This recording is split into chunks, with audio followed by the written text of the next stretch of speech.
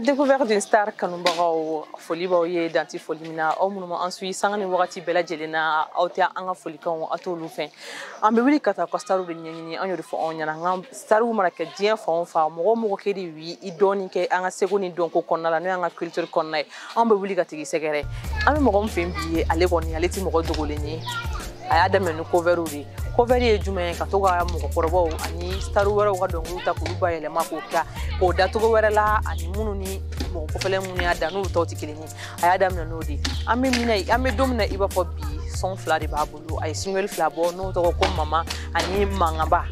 ni mangaba tolo ye n'a yɛrɛ tigi nana n'an sera tigi ma a ye inspiration ninnu bɔ yɔrɔ min na mama inspiration bɔra yɔrɔ min na a bɛna ka ɲɛ da don olu la kun jumɛn y'a to a ye dɔnkili sira ta sira caman bɛ yen nɔ a tun bɛ se ka minnu ta mais a y'a consacré dɔnkili de la donc an bɛna ɲininkali caman tɛ a la bi a tigi sigilen don k'an kɔnɔ wa a represselen ba de don parce que a ko ale ka fanu n'ale ka fɛn o fɛn wulila k'ale ka fanu de priorité donc an bɛna don an bɛ taga a tigi sɛgɛrɛ aw ni ne a ye na an ka don an ka bi sari kofɔlen fɛ yen nɔ an ka taa découverte kɛ.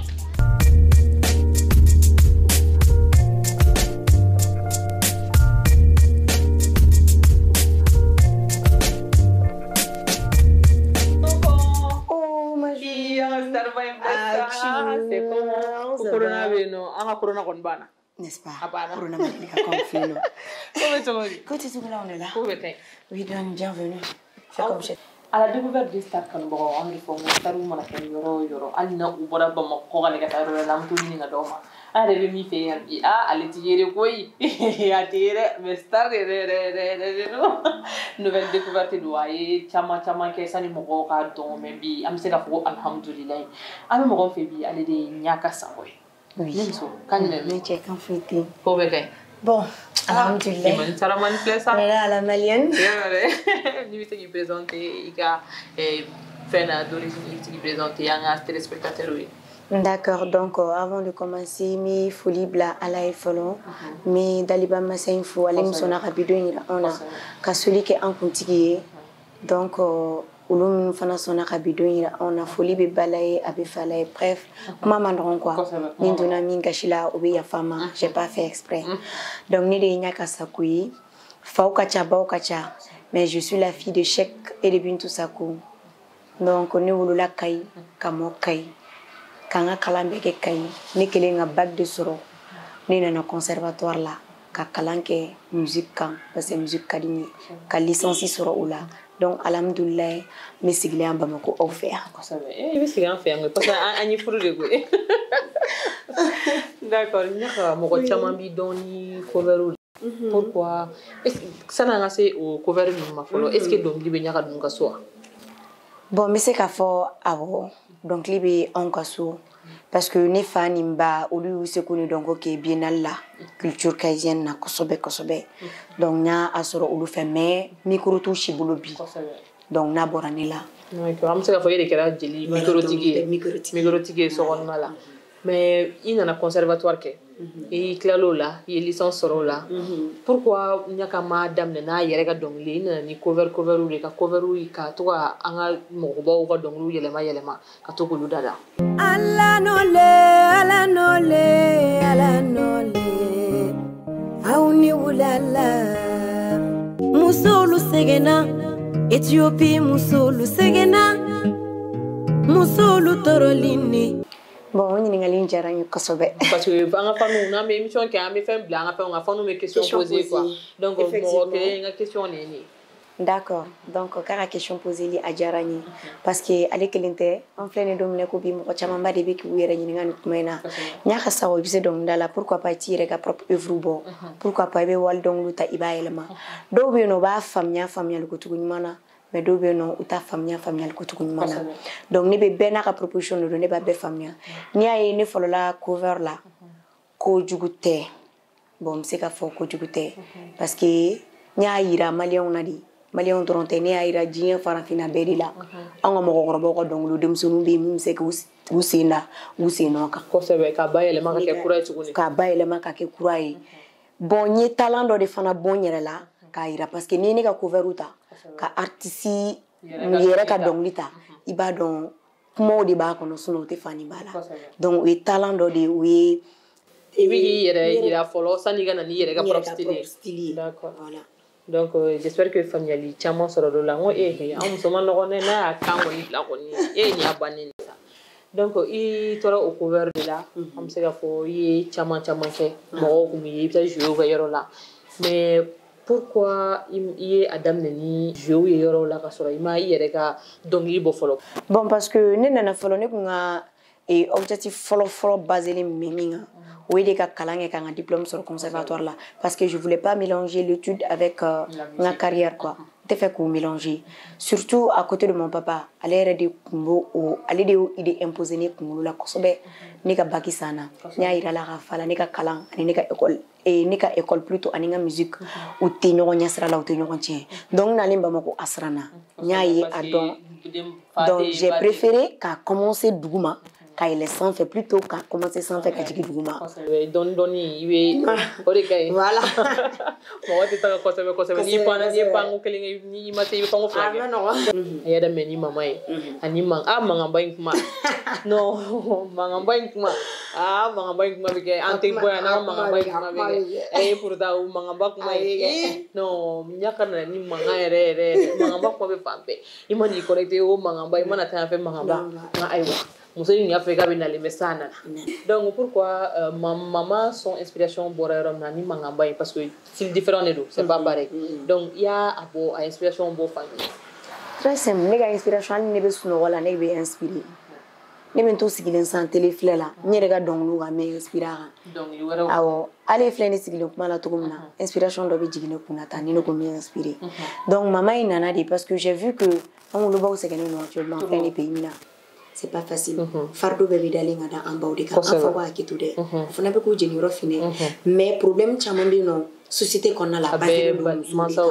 Voilà. Donc il y a des exemples de tirer kaba kono. La société fana la gens sigida la yoron qu'on fana exemple tirer kaba kono. Kanake inspiration yoron kaba donner là. Son nega maman. Mais na kuma refi. Je me souviens très bien. Nega maman bora. Kasoroni ma don couvert là. Oui. Awo meni ma la body.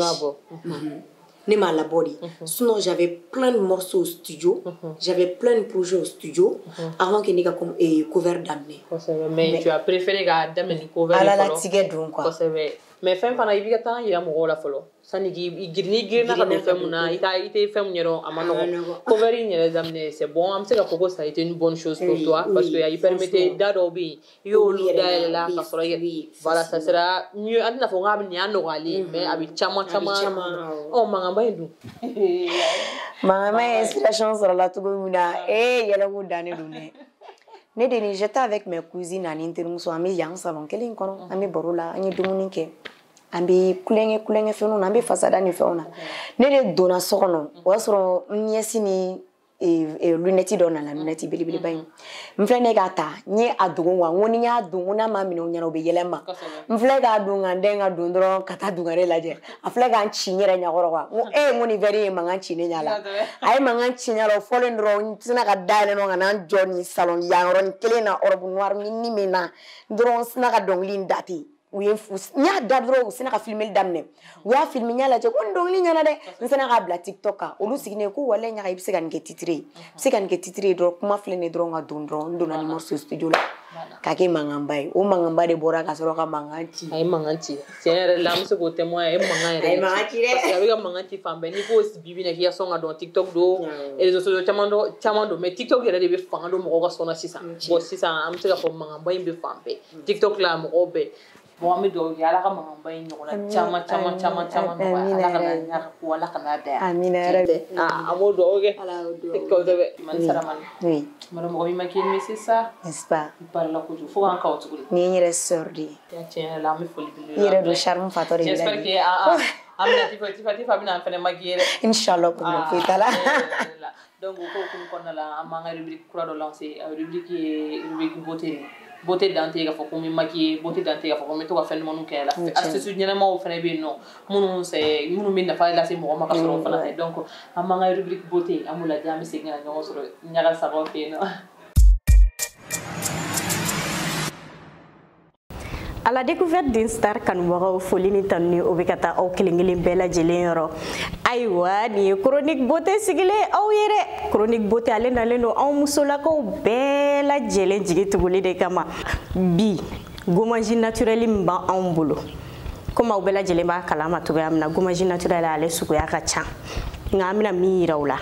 o bɛ tali kɛ sɛfan di nemurukumuni ani Nescafé sɛfan den kelen i b'o jaune ta ka Nescafé tantantani n'o t'i bolo ni boîtement de b'i bolo i b'o cuillère ɲɛ kelen k'a la ka di cuillère ɲɛ kelen k'a la ka nemurukumuni tigɛ 2 ye ka tigɛ kilancɛni k'o fana bis'a la n'i y'o o bɛɛ mélanger ɲɔgɔn na i b'a k'i ɲɛda la n'i y'o k'i ɲɛda la i b'a to f'a ka ja n'a jara i ɲɛda la sisan i bɛ eau tiède ta n'i y'o kɛ k'i ɲɛda ko ala o mana éclat min d'i ma i t'o ɲɛfɔ mɔgɔ ɲɛna ni ne kun b'an bolo bi k'o d'aw ma. Ni ko y'an ka rubrique ye n'o ye astuce beauté ka to ka fɛn kuraw yira o la kuma bɛɛ n'o de fama k'aw sigilen to à la découverte d'une star la an bɛ taga starw fɛ yen nɔ star minnu kɔni an ka starw kɔni bɛɛ kɔni u y'an accueillir an ma taa mɔgɔ fɛ u b'an accueillir ka ɲa foyi tɛ kulonkɛ bɔ foyi tɛ mɔgɔ bɛ to kulonkɛ la i bɛ sɛbɛ kɛ donc an bɛ foli lase an bɔra mɔgɔ fɛ yen ka na fo bi la an bɛ foli lase u bɛɛ lajɛlen ma ala ma se minnu fɛ yen nɔ ɲɛtɛ an hakili bɛ bɛɛ la kelen kelen an bɛna se bɛɛ ma kelen kelen bɛɛ sagona ko bɛ sɔrɔ yan nɔ mɔgɔw ka question posé t'a la an b'a ye dɔw b'a fɔ ko i b'i baser trop ka i ka musique kan ka tɛmɛ an ka musique kɔrɔlenw kan ko est ce que parce que i tɛ se tɔ ninnu ta de la wa tel que maraka dɔnkili ni fɛn dɔnkili ninnu i tɛ se olu de la wa ou bien a ka di ye ka i ka dɔnkili yɛrɛ de bɔ. Bon non o tɛ parce que mɔgɔ in mana kɛ cogo o cogo diɲɛ kɔnɔ sababu bɛ bɔ yɔrɔ de la. Ni ka di comme n y'a fɔ n ka kuma daminɛ na cogo min na ka wolo ka ɲi ka mɔ ka ɲi n'i y'a ye n bɛ n base o kan mɔgɔ bɛ kɛ a yɛrɛ de ye fɔlɔ sɔnni ka kɛ mɔgɔ wɛrɛ ye et non pas pour dire que n bɛ k'an ban an ka mɔgɔkɔrɔba tɔw ka dɔnkili la ni ɲaga min yɛrɛ ka di ne ye ka se ka dɔnkili da bɛɛ ka dɔnkili dacogo la idole caman ba bi la bɛ na quoi parce que malien dɔnkilidala bɛɛ de bɛ se an bɛɛ malien artiste bɛɛ de bɛ se an ka jeli musokɔrɔbaw o jeli denmisɛnnin minnu bɛ ka wuli o artiste ninnu bɛɛ ani mun bɛɛ de bɛ se. kosɛbɛ i bɛ jɔ fɛn dɔ la dɔ ta kɔnɔ i bɛ se ka inspiration sɔrɔ a bɛɛ la. kosɛbɛ d'accord parti pris tɛ ɲaga sago la. parti pris ko in dun an bɛna kuma o ko de kan dɛ ɲaga sago ni jeli tɔw cɛla bɛ cogo di i ni ka daminɛ mɔgɔkɔrɔbaw tila ka jigin fo hali jeli denmisɛnnin minnu bɛ yan i n'u ka relation bɛ cogo di est ce que mankan b'u ni ɲɔgɔn cɛ ou bien est ce que i delila ka taa dɔ fɛ yen o y'a ka da tilaki la o ma sɔn k'i laminɛ ou bien a bɛ cogo di. Bon alhamdulilayi pour le moment mankan tɛ ne ni mɔgɔ si ni ɲɔgɔn cɛ musique domaine kɔnɔna la mɔgɔ si bon ma deli ka wuli ka taa artiste fana fɛ yen nɔ k'i ka da tilaki ɲɛ ni ni artiste kɔrɔba fɛn fɛn bɛnna kɛnɛ kan n b'u fo u bɛ n laminɛ dɔrɔn de bɛ ni artiste mankan foyi tɛ hali an ka génération na mankan foyi tɛ ni mɔgɔ cɛ alhamdulilayi. donc a ye ɲaga ka exemple suit kosɛbɛ kosɛbɛ parce que Ziza ni barika bɛ ka bonya sisan. kosɛbɛ donc non i bɛ dɔw yɛrɛ bɛ kɛlɛ i b'a sɔrɔ fɛn dɔw bɛ yen nɔ. dɔw yɛrɛ b'i kɛlɛ ka sɔrɔ y a rien pour vous. voilà o de ye problème ba ye sisan i bɛ dɔw bɛ kɛlɛ ka sɔrɔ i yɛrɛ t'a dɔn o kɛlɛ. voilà donc an b'a fɔ ko an ka nin bɛɛ ye culture kɔnɔna de ye. oui n'aw bɛnna a bɛ fɔ ko. raison pour laquelle ɲaga b'a ka kɔɲɔ ne la chaque fois. voilà o kɔni o de diya n ye fana. ne mankan ci kan to n sigiyɔrɔ la. o de don ko mankan ko in dɛ. mankan cira donc quels sont tes futurs projets. bon actuellement ne filɛ nin yɔrɔ min na projet ba de bɛ ne la projet caman ba jusqu'à ce que parfois min yɛrɛ ɲininka e ɲaga est ce que e kelen bɛ se ka nin projet nin bɛɛ réaliser. alhamdulilayi an b'o fɔ ala k'a nati halisa. o projet fɔlɔ o ye denmisɛnninw ye zina denmisɛnninw ka di ne ye trop denmisɛnninw ka di ne ye trop. Je veux créer une fondation pour les femmes et les enfants. Comme il y a fait tourner, c'est que 10 ans après, 15 ans après. Donc, parce qu'il y a un homme actuellement à Fontaine. Mais c'est dans mes projets. Il y a des gens qui ont fait des choses qui ont fait des choses. Donc, côté musical du projet, tu m'aimes. Bon, pour le moment, je me fais qu'à épée d'abord. Donc après l'épée mo dinga fanuma gratuit la mais parce que kuma cara turu nya ka tese donc dala se wal donc la drone la ni ne be se wal donc la ni ne be se nyere ka donc dala c'est à vous de voir. Donc me fait ko épée bo atena mere très bientôt ko di fanuma wola mais donc après ça comme il kan ka boto ko to surprise ame ko do to balangona ko son pour que na bora a balaninga bo épée ko na la manga bani manga ba ko na la wo fina dama fene ay ni y'olu kala dɔrɔn a ma ɲi awɔ ne mama ni mankan ba bɔ la ko k'a bɛ ka nali donc k'a ka épée bɛ ka bɔ aw minnu ko ko ɲaga ka d'aw ye ko aw bɛ fɛ ɲaga ka taa ɲɛ mɔgɔ ka artiste bɛ diya mɔgɔ ye fanu fana de bɛ retour kɛ ni fanu ni retour kɛ o de bɛ courage don artiste la halisa k'a cɛsiri donc n'a ka épée bɔra a ye taga ka taga télécharger a ye to k'aw ka artiste soutenu dan tɛ k'a fɔ ko ma ka son télécharger n'u ye fɛn organiser a ye bɔ a ka tugu lajɛ a manque bɛ an la yan trop quoi a manque b'an na trop kosɛbɛ donc ɲaga i bɛ jouer yɔrɔ ni yɔrɔ la ou bien i ye jouer dabila fɔlɔ bon n ma jouer dabila n bɛ to ka mɔgɔ dɔ ka déjeuner animer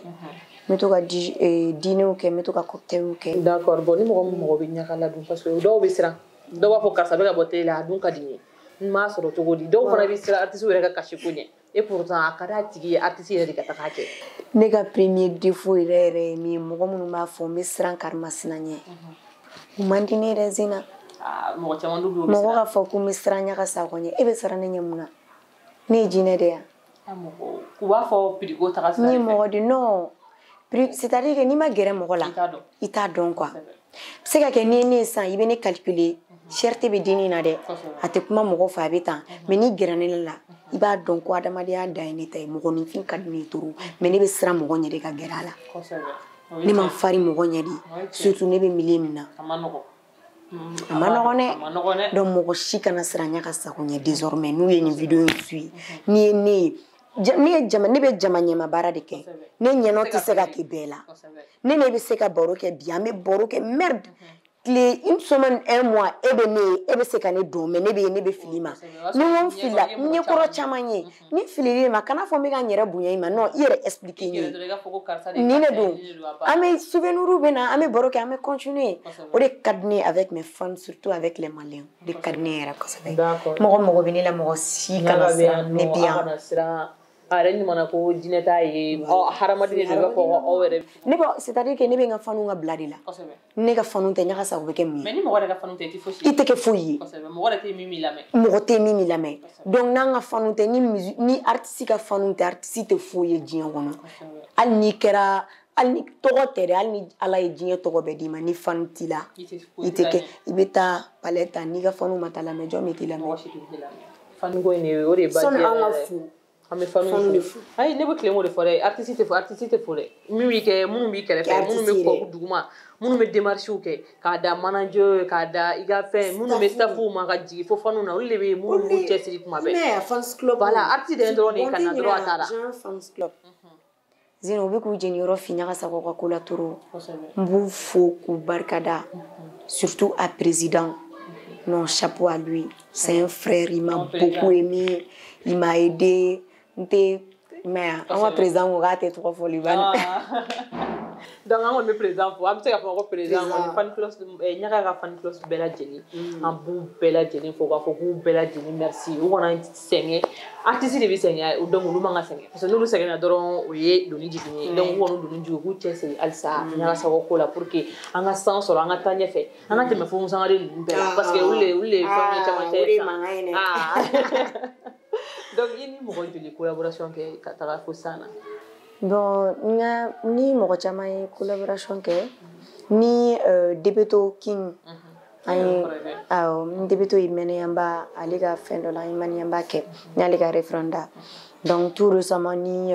Milmon Sahel fana ye voilà featuring dɔ kɛ Bunda Yɛlɛ donc an y'o lajɛ o ɲana trop kilifu ɲana dɔnkili ɲana donc an bɛ big up kɛ Milmon Sahel la yan nɔ fo yan donc an b'a fɔ ni kumakan laban jumɛn b'i bolo envers tes fans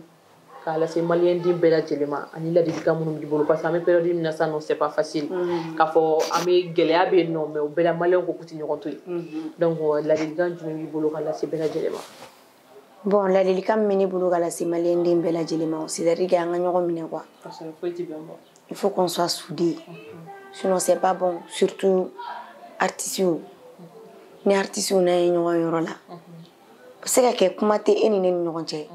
mais e b'a dɔn e bɛ ne lajɛ ne yɛrɛ fana b'a dɔn ne bɛ e lajɛ ne b'a dɔn e de ye karimasina e b'a dɔn ne de ye karimasina ye kelen ka doni jigin a ye taa ye kuma ɲɔgɔn fɛ ça fait rien kɔnɔkulu jɛlen de bɛ bi fɔ quoi n'aw bɛnna bi dugu bɛ diya musique ka di o jɔn bɛ se k'a fɔ ko musique man di musique duman ka di diɲɛlatigɛ mɔgɔ bɛɛ lajɛlen ça va donc an ka ɲɔgɔn minɛ an ka ɲɔgɔn sude ni minnu de ye animatrice ye a ye ɲɔgɔn minɛ a ye ɲɔgɔn sude faden juguyaba in ni kɔnɔ juguyaba in nafa t'a la a b'an segin kɔ de nafa t'a la n'Ala ye min da kan kama i bɛ k'o de diɲɛlatigɛ fɛn foyi t'a bali ne y'o f'i ye wallahi bɛɛ n'a da kan de don an ka sabali bana n'a ka ko kumakan b'a bolo ko fɔ ye maliyɛndenw ka an bɛɛ ka ɲɔgɔn minɛ an ka ɲɔgɔn minɛ an ka kɛ kelen ye n'o kɛra an bɛ bɔ an bɛ dingɛba min kɔnɔ a ka ca Ala fɛ a bɛ bɔ kɔnɔ sinon e bɛ tan nin bɛ tan a bɛɛ a mana kɛ cogo o cogo an bɛɛ ye fare kelen an bɛɛ ye ba kelen an bɛɛ ye maliyɛn kelen e ka tile dɔ bɛ sɔrɔ ne bolo an ka échange kɛ a banna a bɛ se ka kɛ e yɛrɛ bɛ ɲini ka tile kɔ e ka tile kɔnɔna la musique b'a kɔnɔ donc n'i y'a kɛ ni fierté sugu dɔ ye a bɛ tɛmɛ donc an b'a fɔ ko Ala ka hakilina ɲuman di bɛɛ lajɛlen donc ni ne kun an ka émission ye mais ne kɔni tɛ bɔ yan kɔni ni ne ka dɔnkili ma da Mangamba ka mangan ci wala kɛnɛma i bɛ mangan ci dugu kɔnɔ sa o bɛɛ de ka mangan ci nin ko in na problème foyi t'a la o bɛ kɛ yen a ye bɔ sira la ko ne n'a kan fɛlɛ man kama n'a kan fɛlɛ a ye bɔ sira la zina man kan fɛlɛ man kama n'a kan fɛlɛ a man kama tolo wulila a wulila man kama o de ye man kama tolo wulila nka wulila man kama o de ye man kama tolo man kama tolo man kama tolo man kama tolo no merci beaucoup Niaga mɔgɔ bɛ bɔ i ka yɔrɔ la ka na dɔw bɛ yen nɔ n'i nana bɔ émission kɛ o t'a diya i bolo mais an y'i wele i ma basi don a la i ma fosi don a la donc an yɛrɛ b'i fo à la découverte d'une star kanubaga bɛɛ lajɛlen an b'i fo dan tɛ foli min na an b'a fɔ an b'a f'i ɲɛna ko nin tɛna k'a laban ye ni EP bɔra an bɛna segin ka na pour que ka na EP promotion kɛ problème foyi t'a la EP kɔni promo kɔni a y'aw sigi n'o ye o bɛna bɔ an ka émission na inchallah donc an b'a fɔ ko Ala ka EP ni Ala k'a musakaw nɔgɔya parce que ko bɛɛ ye musaka ko de ye Ala k'a musakaw nɔgɔya Ala k'a bɔ ka na an yɛrɛ ɲuman sɔrɔ yan nɔ k'a kun cɛ ni kuncɛla min ye Ala k'o fana jira an bɛɛ lajɛlen na an ka ɲɔgɔn sɔrɔ yen fana inchallah d'accord an b'a fɔ k'i ni ce d'accord merci à vous qui nous suivez kosɛbɛ Ala ka bolo mɛn aw baara la amina yarabi an b'aw bɛɛ lajɛlen fo k'a fɔ ko nin bɛ dansigi kɛ bi émission in na aw de fɔ ɲɛna ko à la découverte d'une star aw bɛ se k'an sɔrɔ réseaux sociaux bɛɛ lajɛlen sanfɛla la fɛn o fɛn de bɛ yen nɔ n'o tɔgɔ ko TikTok Snap Instagram, Facebook, YouTube, a bɛ se ka anw sɔrɔ nin bɛɛ ta sanfɛ aw fana minnu bɛ yen ka to aw sigiyɔrɔ la k'an lasɔrɔ pour que an ka taga artistes fɛ yen nɔ aw bɛ se ka weleli kɛ numéro min bɛna afficher dugumala la an b'a fɔ ko nin ye bi ta bannen ye tiɲɛ wɛrɛ an bɛ taa star wɛrɛ fɛ yen bi ta kun ye mankanba ko de nin mankan ko in kɔni ne b'a dɔn nin muso in bɛna k'a dan donc an b'a fɔ ko aw k'an bɛn wagati wɛrɛ yɔrɔ wɛrɛ la artiste wɛrɛ fɛ yen nɔ bye bye